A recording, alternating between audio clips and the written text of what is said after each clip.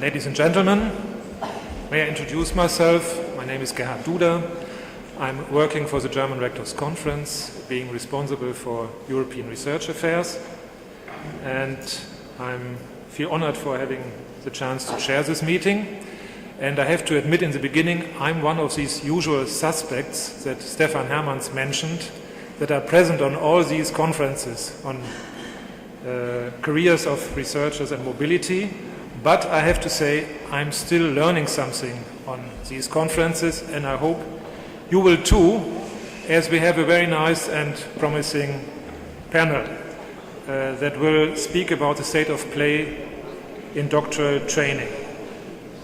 Stefan Hermans already mentioned the principles for innovative doctoral training as an important guideline for reform of doctoral education, but we also have the Salzburg II seminars, Salzburg II recommendations, both papers were acknowledged by the Bologna ministers in Bucharest as being good guidelines for the reform of doctoral education. And so it's very nice that we have Miriam Van Hoed next to me that will speak about the uptake of the principles of innovative doctoral training and other studies, as I understand. And we also have Lydia Borrell-Damian speaking about also the Salzburg II recommendations and their meaning for the reform of doctoral education. And last but not least, we have Till Manning, who will explain to us how structural funds can be perfectly used for improving doctoral education. No more words for the introduction. Please, Miriam, you may start.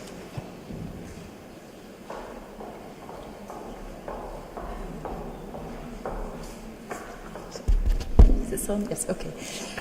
Good afternoon, everybody.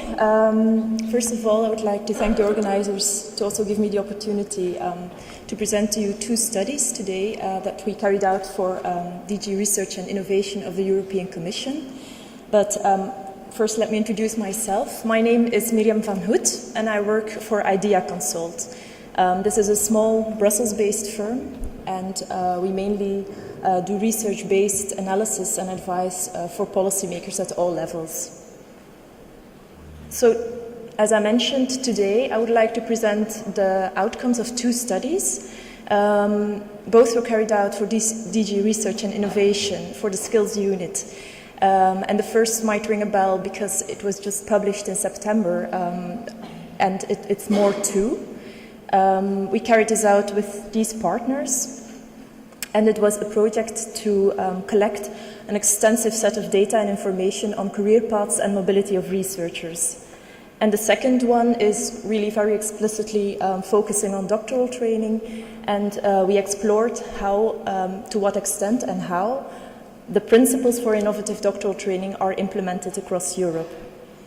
We carried this out together with CHEPS at the University of Twente.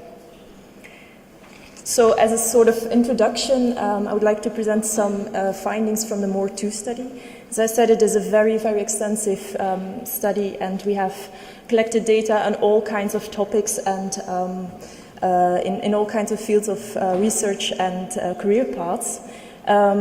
Because its objective was to have this broad set of data, indicators and analysis to support the evidence-based policy making. So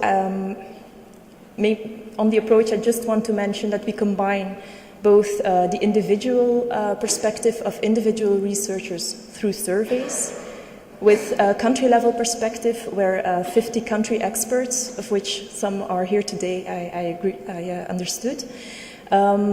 So country-level perspective was also collected, and the combination of both has given us interesting outcomes.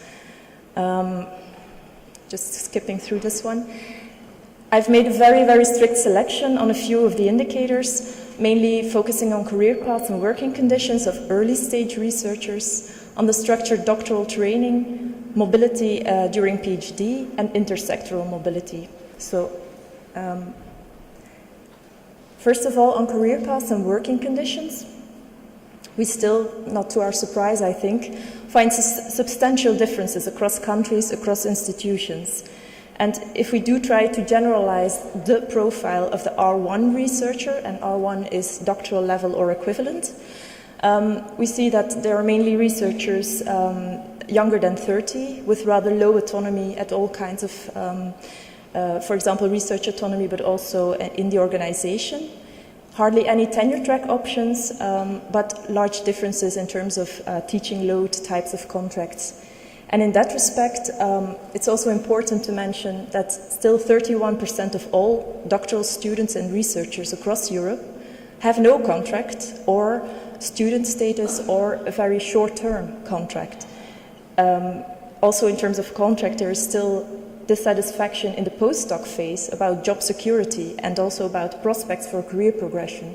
And I think it was mentioned in the first session as well that there is still a precarious position of young researchers, and that there is still work to do there. This slide, you've actually seen it before. It's on the structured doctoral training, and this graph comes from the MORE2 study, and indeed it indicates that some of the very important skills toward a non-academic career are only offered or are only participated in by 10% of the researchers in doctoral stage, namely on people management, IPR and entrepreneurship. But it's also important to mention that still the majority of the European researchers indicate that they do receive some sort of training in one of these skills or more of these skills during their doctoral research. So a lot of researchers still have the opportunity to follow this type of training, but mainly then in communication, presentation skills, and so on.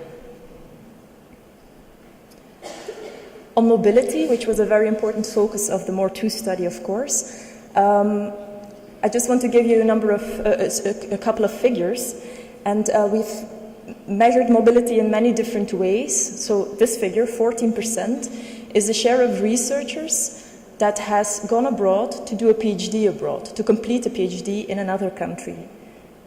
18% of the researchers have gone abroad but come back to their own country to finish their PhD there. So there's a PhD degree mobility and mobility during PhD, around 14 and 18%.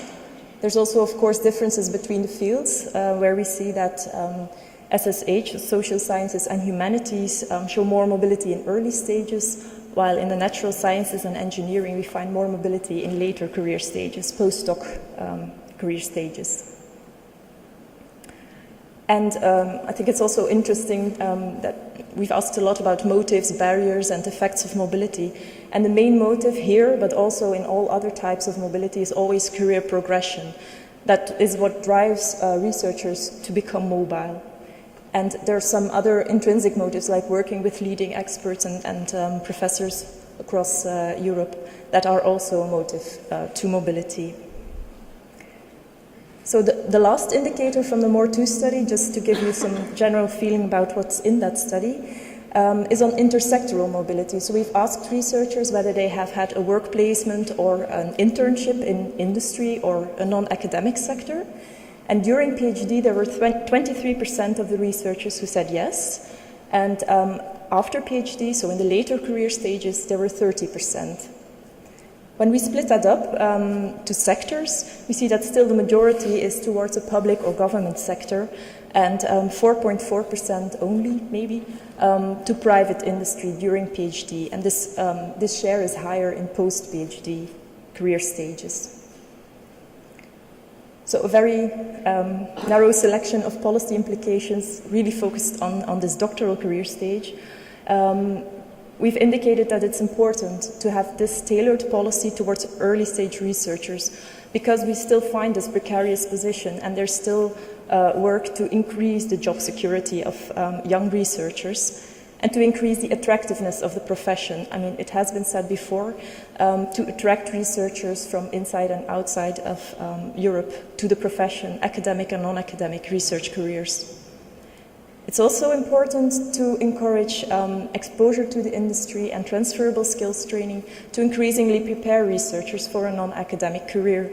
And this actually, both policy implications really reflect also what's important in the principles for the innovative doctoral training.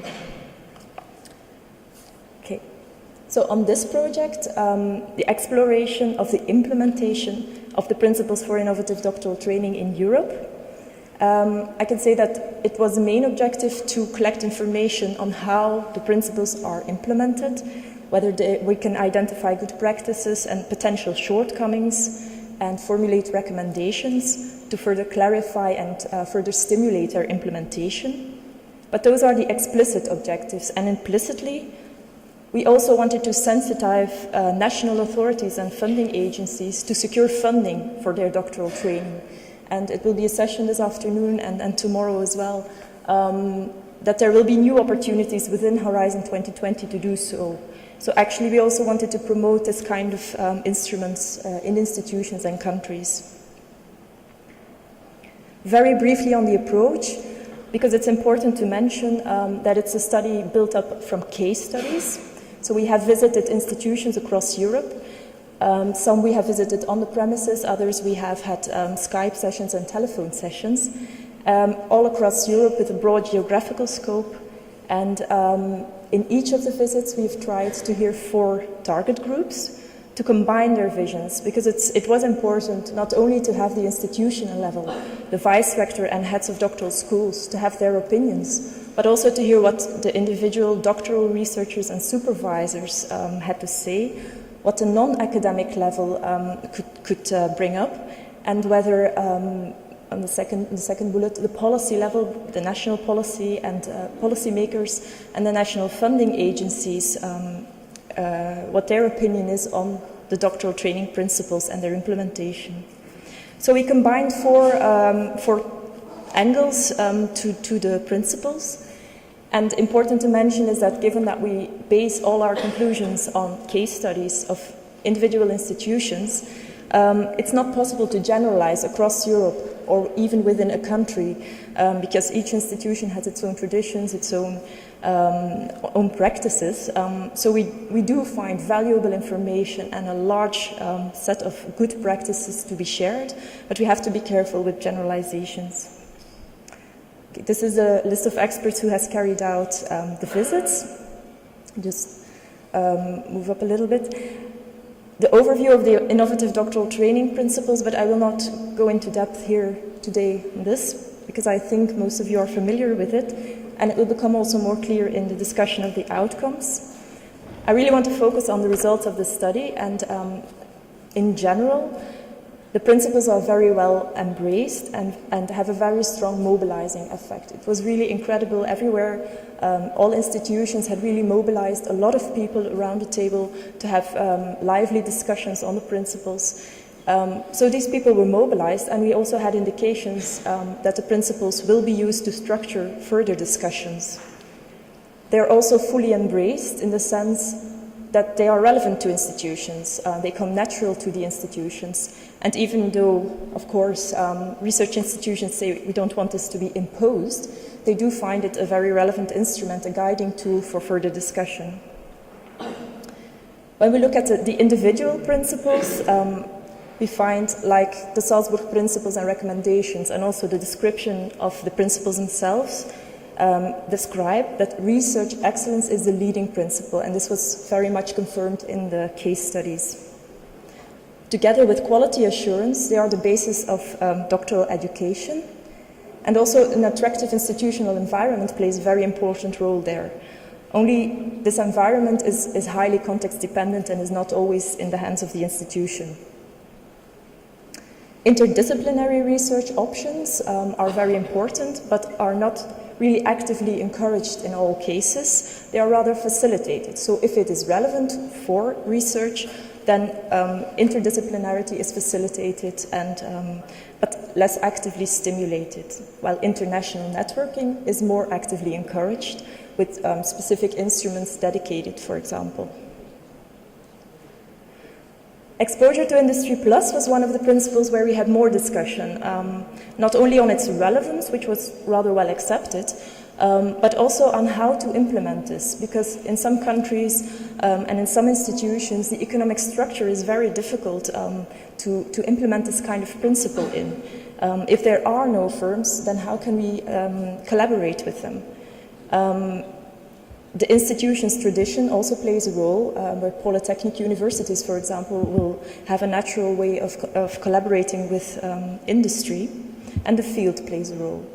Of course, this is about exposure to industry plus, and not only industry as such, but all sectors that could be relevant to research, or rather research could be relevant. And then transferable skills training. Again, well accepted as relevant, but we found a really variety of approaches, going from mandatory structured training to on-the-job learning about project management, people management. I think most of the times it is not structured, but it is offered to students. So in many institutions, we found some sort of training of transferable skills. And another aspect, next to just looking at the individual principles, is the context. The context is very important to the implementation, and it should be taken into account. For example, funding. Is there enough funding for research in the country or in the institution? Is it possible to use this flexibly and to really focus on what the institution needs? How about regulatory stability? Can we count on regulation to have long-term strategies and to continue the implementation after the elections, for example? Does regulation support research and invest in researchers? The economic structure, as I mentioned before, and also the culture, the mindset. We found that mindset is very important for the pace of the change. When traditional but very strong traditions exist, it might be difficult to really create this culture of change, which is necessary to look at the innovative doctoral training.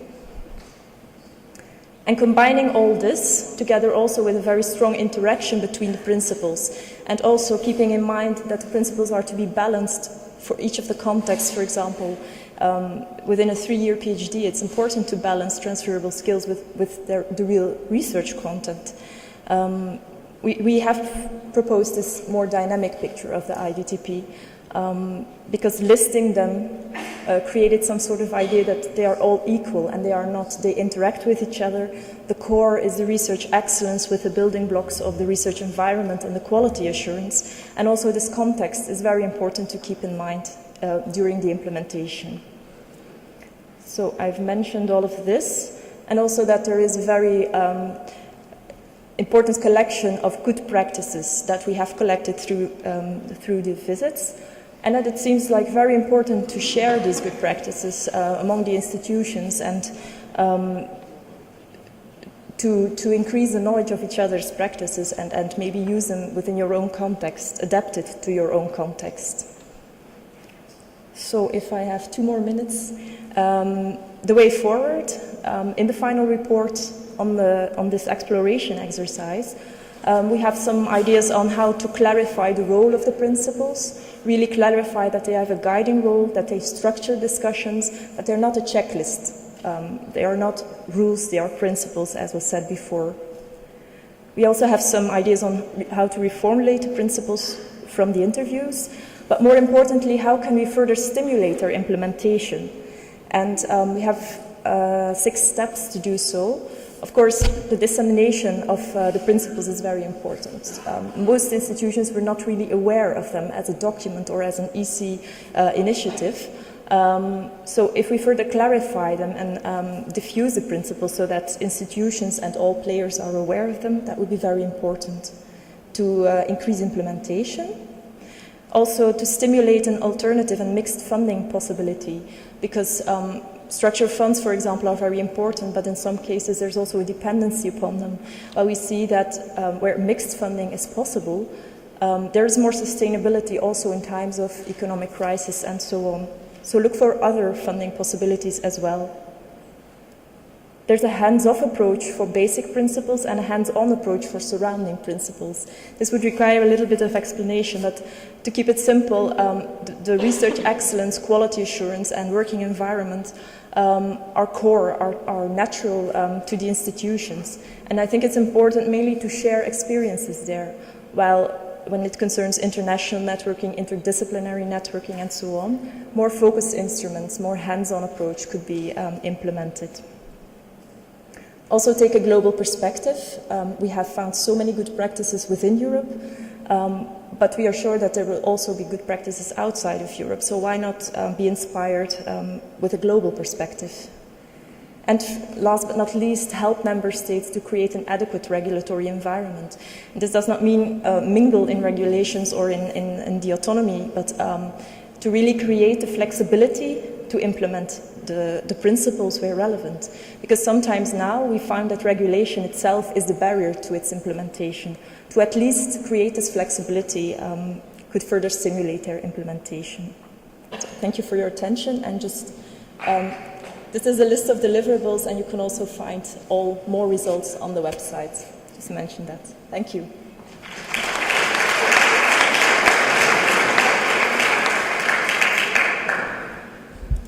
Thank you, Miriam, for the very interesting report and for sticking to the timelines in a perfect way.